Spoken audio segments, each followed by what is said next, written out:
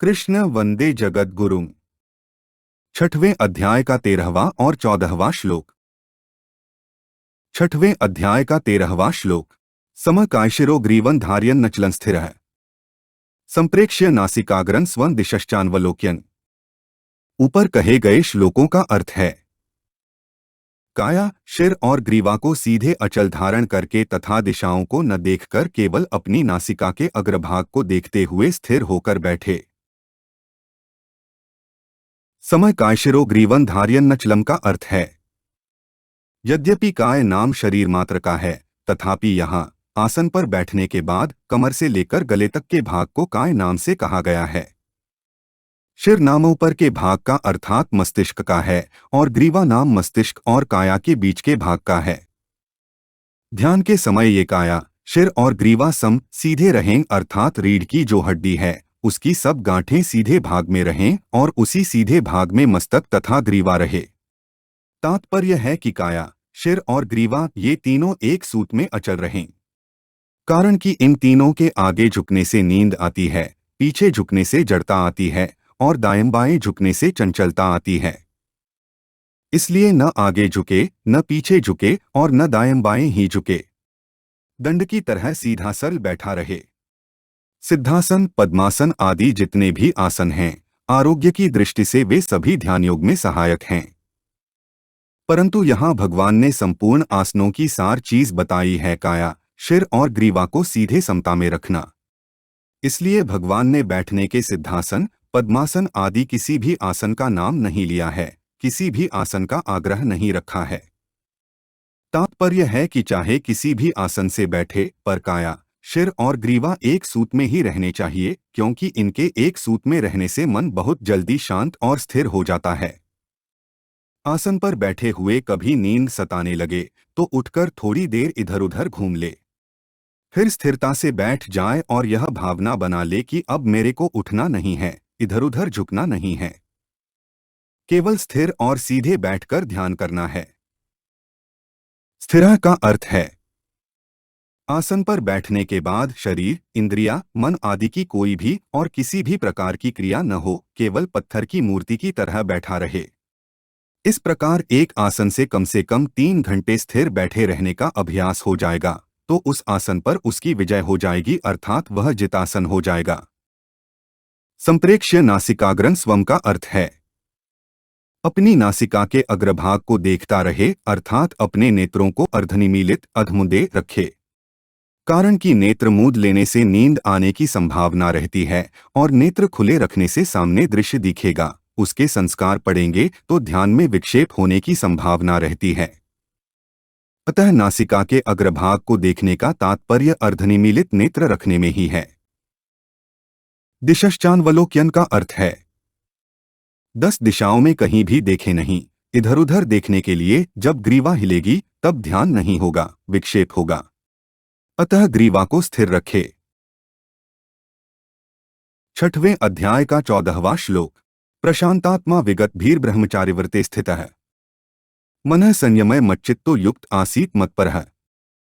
ऊपर कहे गए श्लोकों का अर्थ है, जिसका अंतःकरण शांत है, जो भयरहित है और जो ब्रह्मचारिव्रत में स्थित है, ऐसा सावधान योगी मन का संयम करके मेरे में चित्त लगाता हुआ मेरे परायण होकर बैठे।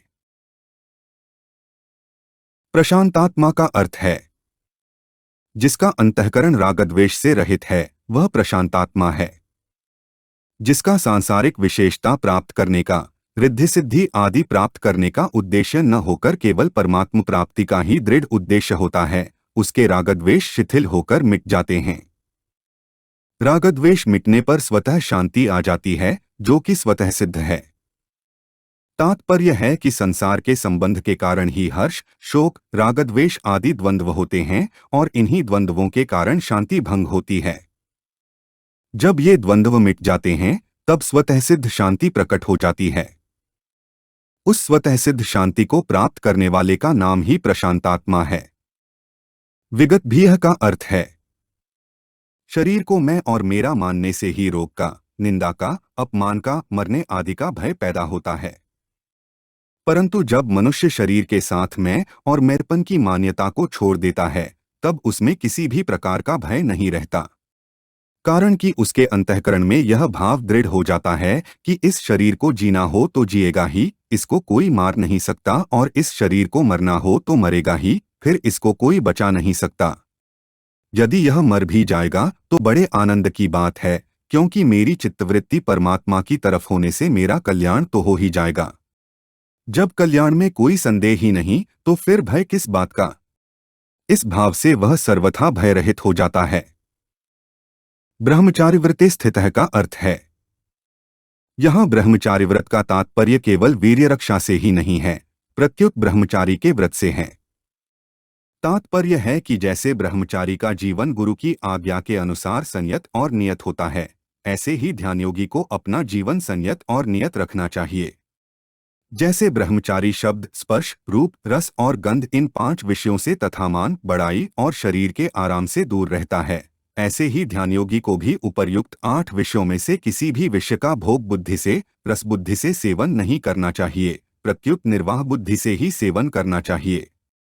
यदि भोग बुद्धि से उन विषयों का सेवन किया जाएगा तो ध्यान योग की सिद्धि नहीं होगी। इसलिए ध्यायोगी को ब्रह्मचारी व्रत में स्थित रहना बहुत आवश्यक है। व्रत में स्थित रहने का तात्पर्य है कि किसी भी अवस्था, परिस्थिति आदि में किसी भी कारण से कभी किंचन मात्र भी सुख बुद्धि से पदार्थों का सेवन न हो, चाहे वह ध्यान काल हो, चाहे व्यवहार काल हो। इसमें संपूर्ण इंद्रियों का ब्रह्मचर्य आ जाता है। मनः संयमः मच्चित्तः का अर्थ है मन को संयत करके मेरे में ही लगा दे, अर्थात चित्त को संसार की तरफ से सर्वथा हटाकर केवल मेरे स्वरूप के चिंतन में, मेरी लीला, गुण, प्रभाव, महिमा आदि के चिंतन में ही लगा दे। तात्पर्य है कि सांसारिक वस्तु, व्यक्ति, परिस्थिति, घटना आदि को लेकर मन में जो कुछ संकल्प विकल्प रूप से चिंतन होता है, उससे मन को हटाकर एक मेरे में ही लगाता रहे। मन में जो कुछ चिंतन होता है वह प्रायः भूतकाल का होता है और कुछ भविष्य काल का भी होता है, तथा वर्तमान में साधक मन परमात्मा में लगाना चाहता है। जब भूतकाल की बात याद आ जाए तब यह समझे कि वह घटना अभी नहीं है, और भविष्य की बात याद आ जाए तो वह भी अभी नहीं है। वस्तु, व्यक्ति, पदार्थ, घटना, परिस्थिति आदि को लेकर जितने संकल्प विकल्प हो रहे हैं वे उन्हीं वस्तु, व्यक्ति आदि के हो रहे हैं जो अभी नहीं हैं।